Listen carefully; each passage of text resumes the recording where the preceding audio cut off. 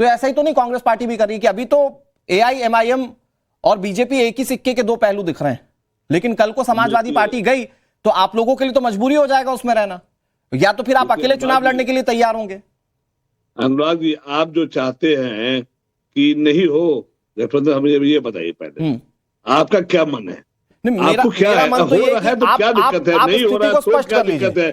आपके पेट में दर्द क्यों हो रहा है अनुराग जी? मुझे ये बता दीजिए, आपके पेट में दर्द क्यों हो रहा है? आपको जितना गलत मियाँ पूछे नहीं बीबी कसकर जाए, एक वो है। के शर्मा जी देखिए, मेरे पेट में दर्द है, आप दवा भिजवा दीजिए। बाकी लोग लड़ नहीं रहे हैं, मर नहीं रहे हैं, आपके मीडिया के पेट में ज्यादा क्यों हो रहा है, दर्द हो रहा है? क्योंकि वो कि नहीं चाहते क्या कि वो, अरे भैया यदि उनको देश में बीजेपी जैसे ताकत और एसआईआर के मुद्दे पे जिस तरह से वोट चोरी हो रही है और उसको जीतने के लिए यदि यूनाइट होना चाह रहे हैं तो क्या दिक्कत है? मुझे लगता है क्या बुराई है अनुराग जी? तो हम कहते हैं और इसमें क्या है? यदि वो यदि आतंकवादी पार्टी है। के शर्मा जी, मैंने आपको बोलने दिया था कि आप पेट में दर्द, इधर उधर दर्द, ठीक है, वो आपकी भाषा है, आप इसकी जिम्मेदार है। सुनिए मेरी बात सुनिए, मैं कह रहा हूं कि फिर तो आइडियोलॉजिकली कुछ नहीं है फिर सियासत में। अरे आइडियोलॉजी तो जीत है तो हमें जो बीजेपी की तरह लग रहा है हम उसके साथ भी जाएंगे, नहीं क्योंकि हमें जीत हासिल करनी है। मुफ्ती से हाथ मिलाना क्या आइडियोलॉजी थी? महबूबा मुफ्ती से हाथ मिलाना क्या आइडियोलॉजी थी? तो बीजेपी जवाब देगी ना। मैं तो आपको कह रहा हूं कि आपको जो बीजेपी की तरह लग रहा है आप उसके साथ जाने को तैयार हो जाएंगे क्या, सिर्फ इसलिए कि जीत? देखिए ये तो या ये मुस्लिम वोट बैंक खिसकने का डर है कि एआईएमआईएम को साथ लाने पर मजबूर कर रहा है? के शर्मा जी, ना तो समाजवादी के वो प्रवक्ता है, सिर्फ एक मेंबर ऑफ पार्लियामेंट है। अब उनका हो सकता है अपने भी सोचे, अभी जब आला कमान बैठेंगे सब डिसाइड होगा तो आपको पता चल जाएगा, इसमें कोई दिक्कत नहीं। आकलन करने की जरूरत नहीं है, अभी तो दिल्ली दूर है। अभी दिल्ली दूर है और काफी समय लगेगा। और जब तक दिल्ली दूर है तब तक गरिया लीजिए जितना भरपेट रही।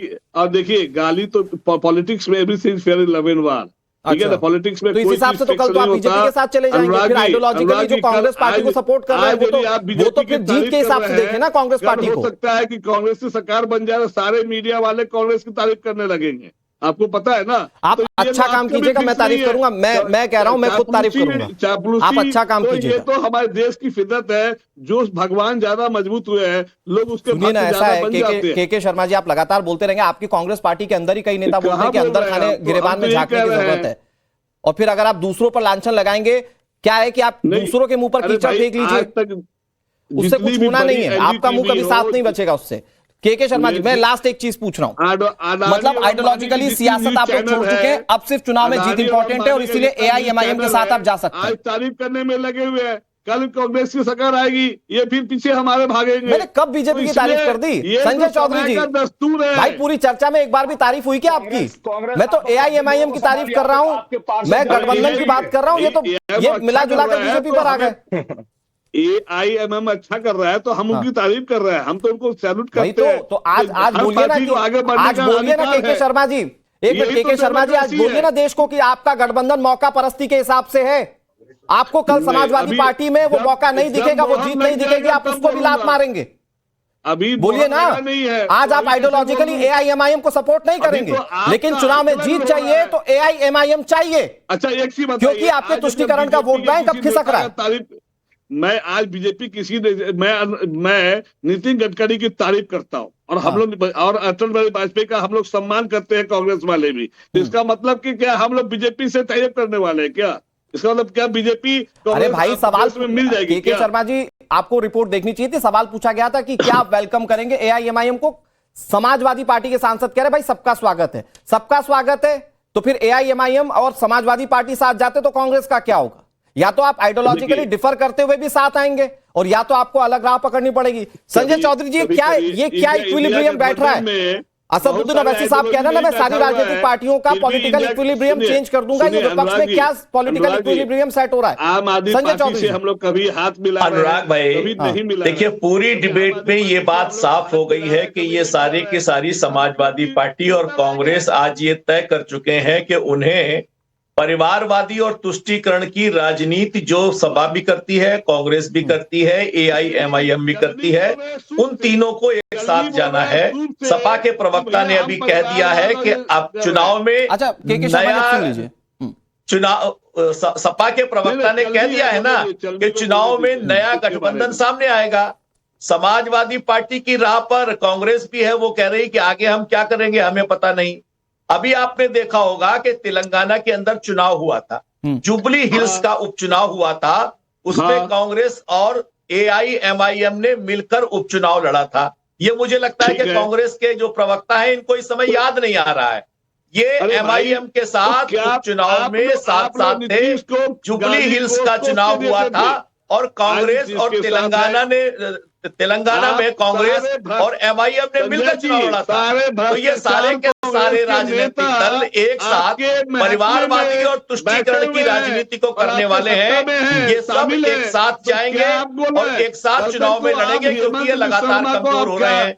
समाजवादी पार्टी की बात लोकसभा में जब जीत गए थे, हेमंत बिस्वा के शर्मा जी जरा सुनना सीखिए ना। सुनिए जरा मैं के शर्मा जी फिर आऊंगा आपके पास। शर्मा जी, अरे शर्मा जी सुनिए जरा, सुन तो लीजिए। अरे सुनने का भी वादा रखिए, सुनने का भी वादा रखिए।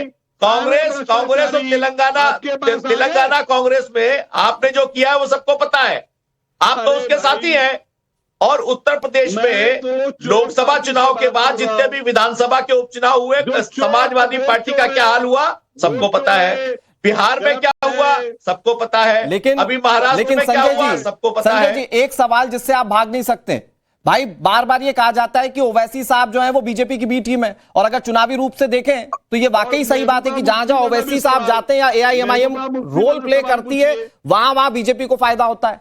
वो कह रहे हैं, मतलब शहजाद पूनावाला कह रहे हैं कि समाजवादी पार्टी, कांग्रेस और एआईएमआईएम एक सिक्के के पहलू हैं। इधर कांग्रेस कह रही है कि बीजेपी और एआईएमआईएम एक ही सिक्के के दो पहलू हैं। अनुराग भाई ये बताइए, भाई कौन किसका सिक्का उछाल रहा है? अनुराग भाई, अगर कांग्रेस और एमआईएम मिलकर चुनाव लड़ रहे हैं तो इसका मतलब है कि कौन किसका साथी है। तेलंगाना में मैंने बताया ना कि अभी जुबली हिल्स के उपचुनाव में कांग्रेस और ओवैसी एक साथ चुनाव लड़े इस उपचुनाव में, और वो जीते भी। दूसरा, अभी सपा के प्रवक्ता ने कहा कि पल्लवी पटेल किसकी साथी है। पल्लवी पटेल और एमआईएम ने मिलकर चुनाव लड़ा, और पल्लवी पटेल समाजवादी पार्टी के पक्ष में बैठी हुई है। तो कौन किसका साथी है, ये चुनाव की राजनीति के आधार पर पूरी तरह स्पष्ट है। लगातार हार रही समाजवादी पार्टी उत्तर प्रदेश में लोकसभा के बाद 10 उपचुनाव हुए, 10 में से 8 हारी। ये थोड़ा इसको और थोड़ा समझाने की कोशिश कीजिए कि भाई अब ये नए दल की। ओके संजय सर, मैं आ रहा हूं आपके पास। दुर्गेश उपाध्याय जी पूछ लीजिए। नहीं, के शर्मा जी आ रहा हूं आपके पास, थोड़ा और समझ लेते हैं बेहतर तरीके से। दुर्गेश उपाध्याय जी, भाई 2024 के इलेक्शन में इंडी ब्लॉक, जहां पर सबका स्वागत था, एआईएमआईएम का नो वेलकम। फिर उसके बाद बिहार इलेक्शन में मांगा भाई 6 सीटों दे दो, उसके लिए विपक्ष तैयार नहीं हुआ, सो कॉल्ड इंडिया अलायंस। तो ये अचानक से हृदय परिवर्तन क्यों? ये परफॉर्मेंस के हिसाब से ये लग गया कि भाई बीजेपी को हराना है, मुस्लिम वोटों को तुष्टीकरण के साथ कंसोलिडेट करना है, तो वो सिवाय असदुद्दीन ओवैसी के नहीं हो सकता। अनुराग, बिल्कुल आप सही कह रहे हैं। देखिए कि ये सारी बहस जो है वो जिस तरह से बीएमसी इलेक्शंस में और वहां महाराष्ट्र में एआईएम का जो ग्राफ बढ़ा और जिस तरह से उसकी परफॉर्मेंस हुई, उसके बाद ये कहीं ना कहीं उत्तर प्रदेश में भी इस बात को लेकर के हलचल बढ़ी कि भाई अगर 2027 के चुनाव में अगर ओवैसी जी की पार्टी अगर अपने मुस्लिम कैंडिडेट खड़ी करती है तो यहाँ जो पीडीए का जो एक स्लोगन दे करके और काफी हवा बनाने की कोशिश हो रही है, वो उसको उसमें से मुस्लिम वोट छिटकेगा, इस बात का खतरा पैदा हो गया है। और इसलिए समाजवादी पार्टी हो या कांग्रेस हो, ये हम दोनों ही प्रवक्ताओं को हम लोग सुन रहे थे, दोनों की अपनी अपनी दलीलें हैं, अपनी वजह है। लेकिन मुझे जो समझ में आता है कि अगर जो 19% के आपको बैलेंस करना ही पड़ेगा, और ये समाजवादी पार्टी की बड़ी चिंता है, कांग्रेस की भी है, लेकिन समाजवादी पार्टी की बड़ी चिंता है। इसको आसान मुझे लगता है कि ये सारी कवायद ओवैसी साहब को आइसोलेट कर दें तो समाजवादी पार्टी के लिए 2027 का इलेक्शन जीतना नामुमकिन है। कि सबका स्वागत है, जाहिर सी बात है, सबका स्वागत। तो सर कुछ टेक्निकल इश्यूज है दुर्गेश सर, कुछ टेक्निकल इश्यूज है, मैं फिर आपके पास आऊंगा। साथ भी गठबंधन बनाने, ठीक है, ओके दुर्गेश सर, मैं फिर से आ रहा हूं आपके पास, कुछ टेक्निकल इशू, आपकी आवाज में दिक्कत आ रही है।